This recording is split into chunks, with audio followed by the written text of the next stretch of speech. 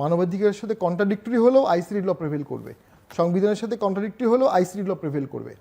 যে কারণে ওখানে 2011 বা 13 সালে আওয়ামী লীগ অর্গানাইজেশন শব্দটা নিয়ে আসে, যে অর্গানাইজেশনের বিচার করতে গেলে যে আইন করা হবে সেটাও প্রোটেক্টেড হবে। নাও কিন্তু আওয়ামী লীগ কিন্তু 1973 সালের আইনে অর্গানাইজেশন শব্দটা আনেনি, এখন সেটা আনা হলো। সেই অর্গানাইজেশন শব্দটা 73 সালের আইনে আনা হলো, এখন পর্যন্ত কোনো মামলা হয়নি অর্গানাইজেশন নামে। তাহলে বিচার কাজ শেষের কথা বলা হচ্ছে, বিচার কাজ তো শুরুই হয়নি, অর্গানাইজেশন নামে তো এখন পর্যন্ত কোনো মামলাই হয়নি। সো এটা একটা অনির্দিষ্ট কালের জন্য ভেগ রাখা হয়ে গেছে। নাও একটা অন্তর্বর্তী সরকারকে অবশ্যই সার্টেন হতে হবে, সার্টেনটি অ্যাজ টু হিজ নিয়ত, তিনি কী চান, টার্ম অ্যান্ড ফিউচার বাংলাদেশে কেমন দেখতে চান।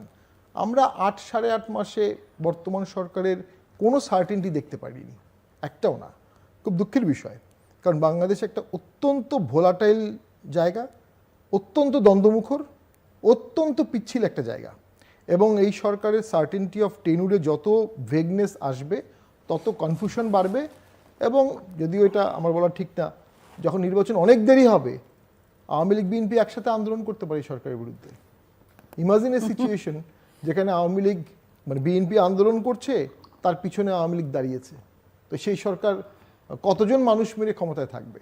আর একজন নোবেল লরিয়েট মানুষ মেরে ক্ষমতায় থাকবে কেন? অং সান সু কিও তো পারেনি। নোবেল লরিয়েটরা ক্ষমতায় গেলে বেশিরভাগ নোবেল লরিয়েটই পরে শেষ পরিণতি কিন্তু ভালো হয় না। তো এটা তো আসলে রাজনীতি তো খুব নিষ্ঠুর বাস্তবতার খেলা।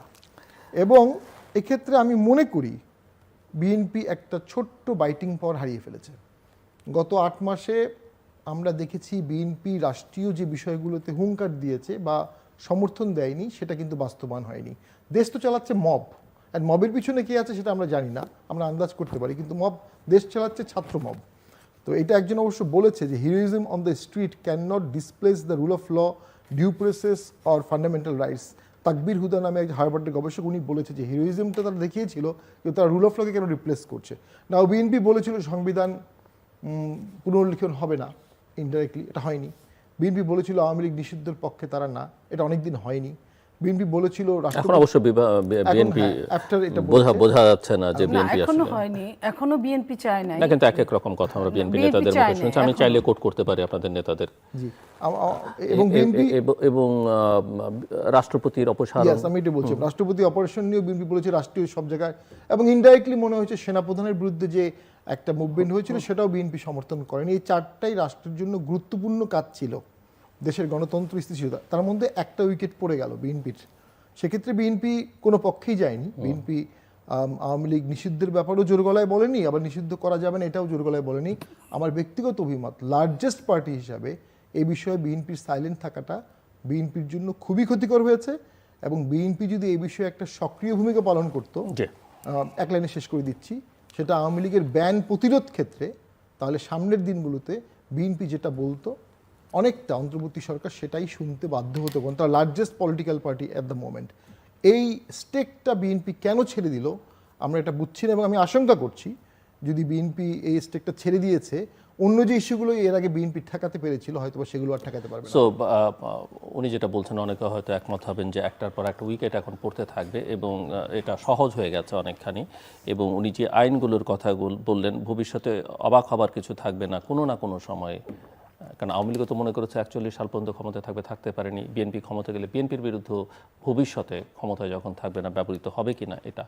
আর রাজনীতি তো আমরা চিরকাল শুনে এসেছি, আমি রাজনীতির ছাত্র হিসেবে রাজনীতিকে রাজনীতি দিয়েই মোকাবেলা করতে হয়, আইন দিয়ে অন্য কিছু দিয়ে রাজনীতিকে মোকাবেলা করা ঠিক না। আপনারাও যেমন অনেক সময় বলেছেন তত্ত্বাবধায়ক সরকার বিধান যখন বাতিল হলো আদালতের নির্দেশে এটা হবে কি, আদালত কি রাজনীতি ঠিক করে দেবে কিনা, আপনারাই বলেছেন। বাট এখন দেখা যাচ্ছে যে আদালত হোক, মব হোক, কেউ চাইলে এটা করতে পারে। আসলে কি দাঁড়ায়? আমি এখানে একটা কথা বলছি, এবং কোনো আদর্শ বাংলাদেশের ইতিহাসও তো স্বাধীনতার পর থেকে anek রাজনৈতিক দল নিষিদ্ধ হয়েছে, অনেক রাজনৈতিক হয়েছে, কিন্তু কোনোটা কিন্তু আটকে থাকে নাই। আবার সরকার চেঞ্জের পরে কিন্তু আবার একটা প্রশ্ন হচ্ছে যে গণতান্ত্রিক ধারাকে অব্যাহত রাখতে চাইলে, গণতন্ত্রের পক্ষে থাকতে চাইলে বিএনপির মতো একটা রাজনৈতিক দল, হ্যাঁ আওয়ামী লীগ খারাপ করেছে, আওয়ামী লীগ জঘন্যতম কাজ বিএনপির সঙ্গে করেছে, দেশের সঙ্গে করেছে, দেশের মানুষের সঙ্গে, কিন্তু ন্যায়ের পক্ষে থাকা আর পরিস্থিতি কোথাও থেকে তো আপনাকে স্টার্ট করতে হবে ভালো জিনিসটা, শুভ সূচনা করতে হবে। আমি আপনার কথা সেই কাজ, বুঝতে সেই পেরেছি। সুযোগ গ্রহণ করবার সুযোগটা বিএনপি হারিয়ে ফেলছে কিনা, ফেললো কিনা, এটা বিএনপি যেটা করেছে এই মুহূর্তে আমি মনে করি যে বিএনপি ঠিক জায়গাতেই আছে, এই কারণে যে বিএনপি এখনো শামীম ভাই যেটা বললেন এটা তারা করতে পারে নাই। কারণ যে কথাটা তারা বলেছে, ওই তারা যে রায়টা দিয়েছে তাৎক্ষণিক, যে যদি মানে যে পর্যন্ত বিচার শেষ না হবে, বিচার শেষ হলে পার্টি থাকবে কি থাকবে না এটা কিন্তু বলে না, এটা বিচার বলবে। বিচার যদি পার্টি ব্যান করে, বিচার বিভাগ বা যে যারাই বা আন্তর্জাতিক ট্রাইব্যুনাল, তাহলে ওটা ব্যান হবে, নইলে হবে না। ততক্ষণ পর্যন্ত এটা স্থগিত থাকবে, নিষিদ্ধ থাকবে। মিটিং মিছিল এইসব সমাবেশ এইসব মিটিং করতে মিছিল পারবে না। সমাবেশ নির্বাচন কিছু কোনো হ্যাঁ, কার্যক্রম সেটা করতে পারবে না। কিন্তু পার্টি কিন্তু ব্যান হয় নাই। যেটা আওয়ামী লীগ জামাতকে ব্যান করেছে, তার রেজিস্ট্রেশন সেটাও তো কাজে দেয় নিষিদ্ধ নাই, করেছে, হ্যাঁ। সেটাও কাজে দেয় নাই। তো বিএনপি যে কথাটা বলেছে প্রথমের দিকেই থেকে যে আপনার জনগণ যদি চায়, আইন যদি চায়, আদালত যদি চায়, জনগণ চায়, সেটা বোঝা যাবে কিভাবে? সেটা তো ভোটের মাধ্যমে। জনগণ সেটা ভোটের মাধ্যমে, ভোট তো হয় নাই, বিএনপি যায় নাই, বিএনপি তো ওদের পক্ষে এই জন্য যায় নাই। বিএনপি এখানে নিরপেক্ষ থেকেছে। আওয়ামী লীগ বিএনপিকে যত রকম টর্চার সব আওয়ামী লীগ বিএনপিকেই করেছে, কিন্তু সেটার জন্য বিএনপি কিন্তু তার উদারনৈতিকতা হারায় নাই, বিএনপি কিন্তু তার নিরপেক্ষতা হারায় নাই। নিরপেক্ষ ছিল বলেই, আছে বলেই বিএনপি কিন্তু এই কথাটা বলতে পেরেছে যে জনগণ এবং আইন কি বলে, বিচার কি বলে, বিচার যেটা বলবে সেটা। এবং এটা কিন্তু যে ঘটনাটা ঘটালো ছাত্ররা এবং সঙ্গে ইসলামিক জোট, সেটা কিন্তু বিএনপি ফেব্রুয়ারির 10 তারিখে বলে এসেছে। জনাব সালাউদ্দিন সাহেব কিন্তু নিজে এই কথাটা বলছেন যে এই একই কথা আমরা কিন্তু বলে এসেছি, তাহলে আমাদের কেন শাহবাগে যেতে হবে? শাহবাগে কেন যেতে হবে? শাহবাগে যাওয়ার অর্থটা হচ্ছে আন্দোলন করা। আপনারা আগে আওয়ামী লীগকে বা আওয়ামী লীগের কার্যক্রম নিষিদ্ধের জন্য আমরা তো বলেছি। কার্যক্রম নিষিদ্ধের কথা বলি নাই, সেইখানে বলা হয়েছে যে যদি জনগণ চায়। যখন আওয়ামী লীগ নিষিদ্ধ নিয়ে প্রথমে আপনি খেয়াল করেন, চিফ অ্যাডভাইজার যখন বললেন যে এটা বিএনপি চেয়েছে, রাজনীতি তো জনগণই প্রত্যাখ্যান করে ভোটের মাধ্যমে নানাভাবে। যখন বললেন যে জনগণ বিএনপি চেয়েছে নিষিদ্ধ, বিএনপি তখন প্রোটেস্ট করেছে যে না আমরা চাই নাই। এবং তখন চিফ অ্যাডভাইজার বলছে বিএনপি যদি না চেয়ে থাকে তাহলে হবে না, হবে না, উনি এই কথাটা বলেছেন। বিএনপিকে যখন আবার জিজ্ঞেস করেছেন, বিএনপি বলছে জনগণ যদি চায়, জনগণ যদি চায় এবং যদি আইন যদি বিচার যদি চায়। তো বিচারের কিন্তু আজকে বিচারের মামলা দিলে আজকেই কিন্তু রায় হবে না, রায় হইতেও টাইম লাগবে অনেক, কখনো 2 বছর, 4 বছর, 5 বছর। এই হঠাৎ করে বলল কোন বাংলাদেশের জনগণ? গোলাম আজমের বাংলাদেশ, শেখ মুজিবের বাংলাদেশ, জিয়াউর রহমানের বাংলাদেশ, কোন বাংলাদেশের জনগণ? আমরা বাংলাদেশের জনগণ, কোন গোলাম আজমের বাংলাদেশ না, কোন মতিউর রহমান নিজামীর বাংলাদেশ না, কোন অন্তত পক্ষে 71-এর বিরোধিতাকারীদের বাংলাদেশ তো হতে পারে না। এই বাংলাদেশ তো বাংলাদেশের জনগণের, মুক্তিযোদ্ধাদের বাংলাদেশ। কিন্তু তাদের যে স্লোগান, সেই স্লোগানই তো তাদের, এটাই আমি আসছিলাম যে এই যে স্লোগানটা যে তারা দিল, যে মানুষগুলো কয়েকদিন আগেই বলেছিল তুমি কে আমি কে, রাজাকার রাজাকার, এটা তো ওই তৎকালীন প্রধানমন্ত্রীকে টিচ করে বলেছিল। সেই মানুষগুলা কিনা বলল যে গোলাম আজমের বাংলাদেশে আওয়ামী লীগের ঠাঁই নাই। এটাই তো প্রমাণ করে যে তারা কি চায়, এই দেশটাকে ডেস্ট্রয় করার জন্য যা যা করার মব হাতে তুলে নিয়েই তারা ক্ষান্ত হয় নাই। এবং তাদের সাথে কারা আছে? যারা ঠান্ডা পানি সাপ্লাই দেয়, যারা খাবার সাপ্লাই দেয়, তারাই তো আছে। তো এই যে এরা যে চাচ্ছে, এরা দেশের কতটা বন্ধু, এটা কিন্তু জনগণই বুঝতেছে। এই জনগণই কিন্তু, সময় দেরি হতে পারে। বাংলাদেশ এমন একটা দেশ যেটা শুধু মানুষের অত্যাচারেরই এরা আপনার উদাহরণ। ব্রিটিশ 200 বছর অত্যাচার করেছে, পাকিস্তান 24 বছর অত্যাচার করেছে, এরশাদ অত্যাচার করেছে, তারপরে শেখ হাসিনা অত্যাচার করেছে। ওটা দেখার জন্য বাংলাদেশের জনগণের অপেক্ষা করতে হবে, যেটা ব্যারিস্টার পাটোয়ারি বলছেন যে এক সময় দেখা যাবে যে বিএনপির পেছনে আওয়ামী লীগ এসে দাঁড়িয়েছে, কারণ বিএনপি হয়তো একা পারছে না, এই শক্তিকে মোকাবেলা করতে বা পারবে না, তখন আওয়ামী লীগ এসে সবাই এসে দাঁড়াবে পাশে। যে কোনো দানবকে মানবরা পারতে একটু দেরি হয়।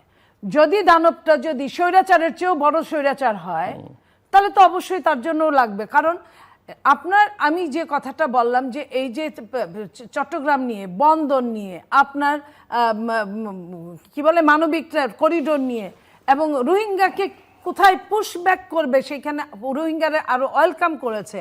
এই যে রোহিঙ্গারাই উল্টা পুশ করেছে আপনাকে, তো সেই সব নিয়ে যখন নির্বিকার একটা সরকার, তখন তো আপনার আমি তুমি সে একখানে তো হতেই হবে, কারণ দেশটা তো আমাদের। তখন ওই আমি তুমি সে একখানে হলে বিচারের জায়গায় বিচার, কিন্তু আগে তো দেশ বাঁচাতে হবে। দেশ বাঁচানোর জন্য তো এটার উপর আর কোনো কথা থাকতে পারে না। তো আমার প্রশ্ন, যদি আপনারা মনে করে থাকেন যে এই শক্তি XYZ, ব্যারিস্টার শামীম বা জিল্লুর বা XYZ, তারা দানব আকারে সামনে আসছে, এবং আপনার যদি শক্তি থাকে, আপনি প্রথম থেকে এটা বাধা দিচ্ছেন না কেন? আপনি কেন এটাকে বাড়তে দিচ্ছেন? শোনেন, ওই যে খালি ড্রাম বাজে বেশি, ড্রাম যদি ভরা থাকে না তখন বাজে কম। বিএনপির শক্তিটা সবখানেই যে প্রযোজ্য করতে হবে সেটা না। যেটা ইসলামিস্টরা পারে, যেটা ওই নাগরিক ঐক্য পারে, সেটা বিএনপি পারে না। এই কারণেই পারে না, কারণ বিএনপি খোঁজ নিয়ে জানতে চায় যে এদের পেছনে আসলে কারা আছে। যারা আছে তারা কি আসলে ভীষণ শক্তিধর? একদিকে না, আরেক দিকে যারা, আপনি মনে করেন বিএনপির আন্দোলন, 28 অক্টোবরের আন্দোলন, সেই দিনই কিন্তু দেশটা কিন্তু আপনার আওয়ামী মুক্ত করতে পারতো, বিএনপি পারতো, কিন্তু বিএনপিকে করতে দেওয়া হয় নাই। পিছনে কে করতে দেয় নাই? জিল্লুর ভাই, আপনি এগুলা নিয়ে আলোচনা করেন, আপনি জানেন এটা বুঝতে যে কত বছর লাগে না বলেই কিন্তু এত ওই যে বললাম না যে যারা জানে তারা কিন্তু এটা নিয়েই চিন্তা করে। কারণ এর পিছনের মদত কারা, এর পিছনের শক্তি কারা, এর পিছনে দেশি বিদেশি শক্তি যে অ্যাক্ট বানানো হয়েছে আপনার, ওই একটাও তো একটা ব্যাপার। শেখ হাসিনা কিন্তু অনেক রকম উল্টাপাল্টা কথা, অন্যায় কাজ করেছে, কিন্তু একটা কথা ওই প্রত্যেক দিন বাগে ধরার মতো বলছে, জনগণ বিশ্বাস করলেও করে নাই, সেটা হলো যে আমি যদি সেন্ট মার্টিন দিতাম, আমি যদি এটা দিতাম ওটা দিতাম, তাহলে আমি আরেকবার থাকতে পারতাম। এই কথাটাও কিন্তু বলেছে। তো এই যে সেন্ট মার্টিন কিন্তু আমরা এখন যেতে পারি না, এটা কিন্তু আগে এরকম ছিল না। আগে ছেড়া দ্বীপে আপনার দিনে যেতে পারতো, রাতে থাকার মতো এখানে পরিবেশ ছিল না, বাট এখন সেন্ট মার্টিনেই উপর নিষেধাজ্ঞা আছে যারা আসছে। তো এই জায়গাটায় আমাদেরকে বুঝতে হবে যে এই যে বাচ্চারা, বিএনপি তো সবসময় মাঠে ছিল, আন্ডারে ছিল, যেভাবে অত্যাচারিত হয়েছে, তারপরেও বিএনপি ছিল, কিন্তু বিএনপির হাত দিয়ে এই সরকারের চেঞ্জটা আসতে দেওয়া হয় নাই। যে কারণে, সেই একই কারণে যদি বলি আমি আপনাকে, এটা মনে হয় যে খুব সহজ, কিন্তু অত সহজ মনে হয় না, এটা বলাও ঠিক না। তারপরেও আমি বলছি যে যারা পেছন থেকে কলকাঠি নাড়ছে, ওই বলছে না যে চিফ অ্যাডভাইজার যে প্রথমেই বিদেশে গিয়ে বলছে যে কে মাস্টার মাইন্ডকে, মাহফুজকে দেখিয়ে দিয়েছে, 2-3 বার বলার পরে চতুর্থবারে কিন্তু আর মাহফুজের নাম সে বলে নাই, কারণ সেও যখন হয়ে গেছে যে এখন আর বলার কথা না, তখন কিন্তু সেও ওইভাবে অ্যালার্ট হয়ে গেছে। সো এই পিছনের মাস্টার মাইন্ড যারা এত খেলাধুলা করছে, তাদেরকে নামাতে গেলে, তাদেরকে সরাতে গেলে, এটা কিন্তু অনেক বড় একটা খেলা। সেই খেলায় কিন্তু শুধু বিএনপি, যত লোকই বিএনপির থাকুক না কেন, বিএনপির একার দ্বারা সম্ভব না। সেইখানে আপনাকে তাকে যাদেরই বলেন প্রত্যেকেরই আসতে হবে। এখানে যদি না আসেন, তাহলে ওই যে বলবে যে মতিউর রহমানের বাংলাদেশ, ওই গোলাম আজমের বাংলাদেশ, এইসব বললে তারাই কি পার পাবে? তাদেরই কি কিছু হবে? এই ইসলামিক শক্তিগুলো তারাই কি ক্ষমতায় আসবে? আমার তো মনে হয় না। তাদের দিয়েও এই কাজগুলাই করানো হচ্ছে। যুদ্ধটা আস্তে আস্তে 71 ভার্সেস অ্যান্টি 71ই চলে যাবে। একটা পর্যায়ে গিয়ে ওরকমই মনে হয়েছিল, পরে আমরা ভেবেছিলাম না এরকম হবে না, ওদিকেই যাবে, এবং সমস্ত শক্তি দুভাগ হয়ে যাবে, একটা পোলারাইজ সমাজ। সেটা হতো না যদি বাংলাদেশের রাজনৈতিক দলগুলো, ক্রিয়াশীল রাজনৈতিক দলগুলো যথাযথ ভূমিকা গত 9 মাসে পালন করতো। এক্স্যাক্টলি সত্য। এবং বাংলাদেশে গত 9 মাস না, 9 বছরেই আসলে ক্রিয়াশীল শক্তির মতো পরিবেশ ছিল না। জুলাই আগস্ট বিপ্লবটা অনেক মহান, কিন্তু বিপ্লবটা কিন্তু অনেকাংশেই ঘোলাটে। বিপ্লবের অনেক পর্যন্ত বিএনপি ঠিক বুঝতে পারছিল না কারা বিপ্লব হচ্ছে, কি বিপ্লব হচ্ছে। বিএনপি পার্টিসিপেট করেছে, বিএনপি পার্টিসিপেট না করলে দেশের 1 কোটি 2 কোটি লোক কোথা থেকে রাস্তা থেকে নামলো। আওয়ামী লীগ পার্টিসিপেট করেছে, আওয়ামী লীগ পার্টিসিপেট করেছে, জাতীয় পার্টি পার্টিসিপেট করেছে, দেশের 80% লোক পার্টিসিপেট করেছে। এখন যখন কিন্তু তারা কেউ কিন্তু বোঝেনি যে আন্দোলনের পরে এটা 71-এ চির ধরানো হবে, 71 নিয়ে বলা হবে যে এটা ভারতের অর্জন, বাংলাদেশের অর্জন না। গোলাম আজমের বাংলায় গোলাম আজমের বাংলা তো বলা ঠিক না, গোলাম আজমের পূর্ব পাকিস্তান বলা উচিত। গোলাম আজমের বাংলায় আওয়ামী লীগের ঠাঁই নাই।